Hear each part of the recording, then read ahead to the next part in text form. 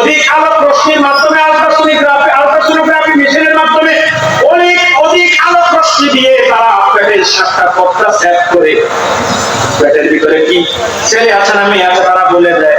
কিন্তু এবার আমাকে বলেন তো, যখন ভ্রূণ কনসিভ হওয়ার পরে ভ্রূণ থাকে, বীর্য থাকে রেহেমের মধ্যে, এই বীর্য থাকা অবস্থায় আপনার ডাক্তার না তার বাবারও কি ক্ষমতা আছে বলার ছেলে হবে না মেয়ে হবে? আবার আল্লাহ জানেন পেটের ভিতরে ছেলে আছে না মেয়ে আছে। তিনি বলেন ওয়াইলামু মা ফিল আরহাম, গর্ভাশয়ে ছেলে আছে না মেয়ে আছে তিনি জানেন, আপনি জানেন, আল্লাহ ছাড়া কেউ জানে না, আপনিও জানেন না, কেউ জানে না। আবার ছেলেও দেন আল্লাহ, মেয়েও দেন আল্লাহ। কথা বলছেন না কেন? ছেলে হয় কার হুকুমে, মেয়ে হয় কার হুকুমে? ওটা আপনারা বোঝেননি। কথা বলছেন না কেন? যদি বোঝেন তাহলে বারবার মেয়ে হইলে বউয়ের প্রতি জুলুম করেন কেন? সমাজে কিছু কাপুরুষ আছে, বারবার চিন্তা একটা মেয়ে হলে বউরে আঘাত করে, কথা বলে না, তার ভরণ পোষণটা বন্ধ করে দেয়, তার সাথে ভালো ব্যবহার করে না। শুধু কি তাই, কিছু বেয়াদব আছে তালাক পর্যন্ত দিয়ে দেয়। আর দেওয়ার সময় ছোটখাটো তালাক দেয়, লম্বা করে দেয়। তো তুই তালাক তো, মায়ের তালাক তো, নামিও তালাক বলে কি বলে, তুই তালাক তো, মায়ের তালাক আর তো নামিও তালাক। আপনার বোর্ডে আপনি তালাক করার ক্ষমতা আছে, নামি শাশুড়িরা শাশুড়ি তালাক করার ক্ষমতা বেশি। আল্লাহ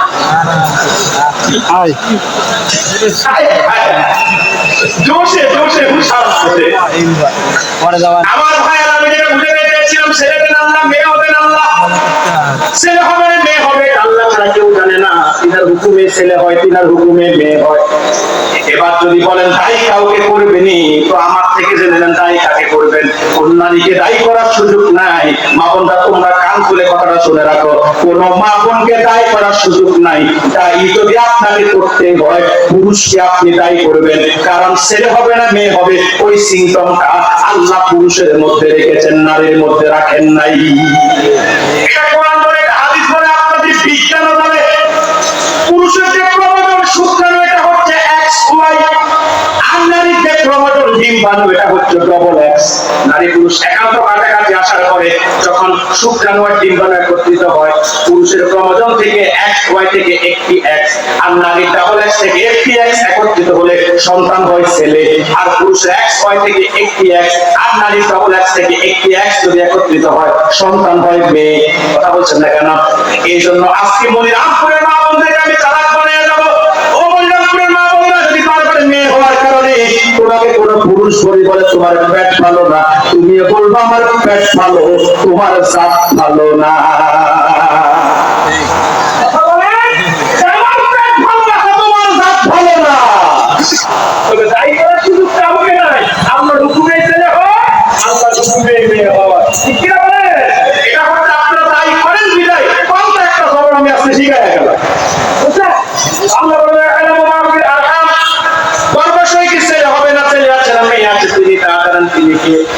জোরে বলেন তিনি কে?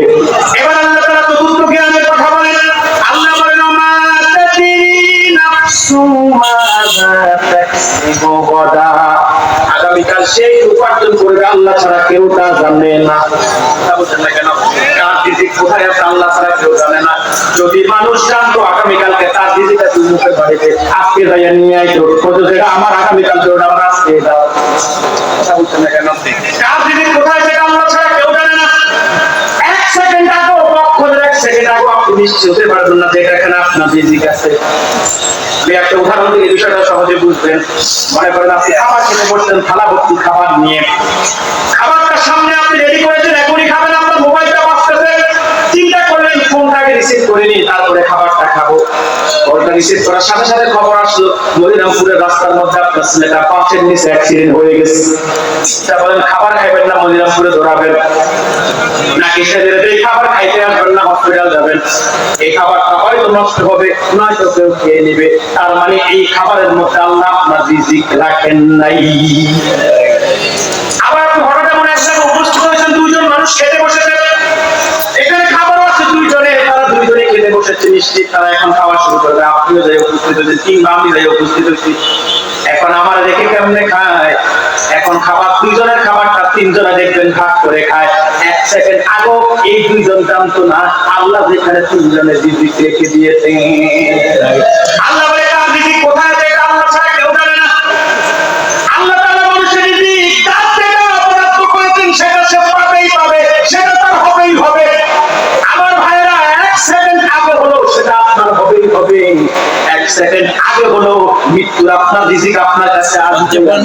আল্লাহ বলে আমি মানুষকে সৃষ্টি করার 50,000 বছর আগে দানায় দানায় নাম রেখে সে কতটুকু খাবে সবটুকু তার পায়ের নিচে রেখে দিয়েছি।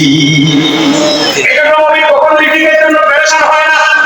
ভবিষ্যতে আমার কি হবে, আগামীকাল আমি কি খাবো, এটার জন্য নবী কখনো পেরেশান হয় না। কিন্তু সমাজে কিছু বেকুব মানুষ আছে, কালকে কি খাবো এটা চিন্তা, আজকে রাতে ঘুম নাই। কেন ভবিষ্যতে কি হবে ওই চিন্তায় প্রতিটার মধ্যে শুধু পেরেশান, টেনশন টেনশন। আরে আমার কি হবে, আমার কপালে জানি কি আছে, আমার ভাইকে বিল্ডিং করছে, আমার জানি কি হবে। কথা বলছে না কেন? দেখবেন অনেকে ভবিষ্যৎ জানার জন্য এবার তৃষ্ণা হইয়া জ্যোতিষীর কাছে যায়, গণকের কাছে যায়, কবিরাজের কাছে যায় যে ভবিষ্যতে কি হবে, কম খাইবে না বেশ খাইবে, ভালো খাইবে না মন্দ খাইবে, ওটা জানার জন্য গণকের কাছে, কবিরাজের কাছে, জ্যোতিষীর পিছনে দৌড়ায়। এমন গণ্ড মূর্খ সমাজে আছে না নাই? দেখবেন আপনাদের মনিরামপুরে কিছু গণ্ড লোক আছে, কবিরাজ গণ্ড, কবিরাজ দেখবেন বানর নিয়ে করে, টিয়া পাখি নিয়ে করে, আমি জানি না আছে কিনা, নাম ধরে বললাম আছে তো আমার ধারণা ঠিক। দেখবেন এদের কাছে অনেকগুলা কাগজ থাকে, আর টিয়া পাখি আর বানর নিয়ে করে দেখবেন এরা ভবিষ্যতের খবর বললাম না। নাউযুবিল্লাহ। দেখবেন 50 টাকা 100 টাকা দিয়ে টিয়া পাখি মুখ দিয়ে একটা কাগজ খোলে, এরপর এটা খোলার পরে যেটা লেখা আছে এটা আপনার ভবিষ্যৎ। এই তো আপনি কোটিপতি হইয়া যাইতেছেন। বিশ্বাস করছেন মানে ইমান লইয়া মনিরামপুরে গেছেন, ইমান মনিরামপুরে রাইখা আপনি মন কাফের হইয়া বাড়িতে আসছে। আবার অনেকেই দেখবেন গণকের কাছে যায়, আমার রেখা দেখি তো আমার রেখাতে ভবিষ্যৎ কি আছে, তো হারা আছে 3টা, প্রথমটা একটু ছোট, তারপরে একটু বড়, তারপরে হারা এত বড়, আপনি মারা যাবেন। না কেন এই তো ব্রাহ্মী করতে হবে। এখন বলবেন এই হারা কাণ্ডে কাটবে, ফর্মুলা তো অবশ্যই আছে। কি ফর্মুলা হলো এইটা, আপনি যদি 500 টাকা 500 পোলাও চাল আর একটা কালো রাখা মুরগি দেন, আপনার হারাটা আমি কেটে দিই। বলে না মনিরামপুরবাসী রাগ করেন না আমার কথায়। এই কথা যদি কোনো গণক কিংবা জ্যোতিষ বলে তাহলে কষাই একটা থাপ্পড় মারবে। কথা বলেন, যদি বলে থাপ্পড় মারলি কেন, বলবেন আমার 3টা হারা আছে, ওটা বলতে পারলেন। আপনি যদি থাপ্পড় খাবেন, হারাটা আপনারও একটা আছে কপালে, সকালবেলা আগে নিজের হারা নিজে কাটলেন না কেন? আবার অনেকেই দেখবেন জ্যোতিষীর কাছে গিয়ে তো আমার রাশিতে ভবিষ্যৎ কি আছে, তোর রাশি কুত্তা রাশি, মেষ রাশি, সিংহ রাশি, কন্যা রাশি, আরো যে কত আজে বাজে রাশি, রাশিফল বিশ্বাস করছেন মানে ইমান শেষ। আবার অনেকে ভবিষ্যৎ জানার জন্য লিটন আপার কাছে যায় টাকা বসুন্ধরাতে, নাম শুনেন নাই?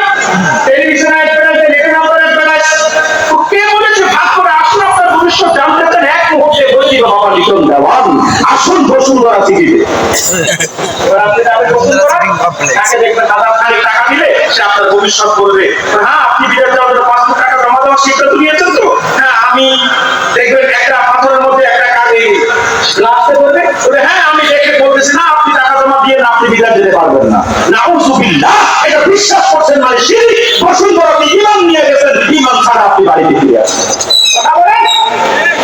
অনেকে আবার দেখবেন ভবিষ্যৎ পরিবর্তনের জন্য প্রকৃতি রিজিক পায়, আংটি কিনে আংটি লাগায়। কথা বলছেন না কেন? দেখবেন গুলিস্তানে কিছু আংটি ব্যবসায়ী আংটি লাগাতে, কে বলেছে ভাগ্য নাই, ভাগ্য ছাড়া মানুষ নাই। এক আংটিরে আপনি মুহূর্তের মধ্যে হবেন কোটিপতি। এবার দেখবেন আপনি 20,000 টাকা দিয়ে আংটি কিনছেন, একটা চিন্তা করবেন না তার আংটি যদি কোটিপতি বানায় দেয় তো ওই লোক গুলিস্তানে আংটি বেচে কেন? ওই লোক গুলিস্তানে আংটি বেচে কেন? তার আংটি ধরে কোটিপতি বানায় দেওয়ার কথা ছিল। কথা বলেন। কিন্তু ওই লোক গুলিস্তানে আংটি বেচে, তার মানে তার আংটিতে কোনো মাল নাই। কথা বলছেন না কেন? কিন্তু এরপরে তো হুজুরে যাবে আংটি কিনে আনে 20,000 টাকা দিয়া, শুধু কিনে আনে তা না, এটা সকালে একবার চুমা দেয়, বিকালে একবার চুমা দেয়। কথা বলছেন না কেন? আমার মনিরামপুরের ভাইয়েরা, এবার আমি একটা কথা বলে যাই আপনাদেরকে, যদি ভবিষ্যতে রিজিক বাড়াতে চান ভবিষ্যৎটা কল্যাণ করতে চান, ভবিষ্যৎটা যদি বাক্য খুলতে চান, আমি একটা ফর্মুলা শিখিয়ে দেবো, সেটা যদি মানতে পারেন আল্লাহর কসম আল্লাহ আপনাকে ফিরাবেন না, যদি আপনার কপাল ভালো হয়।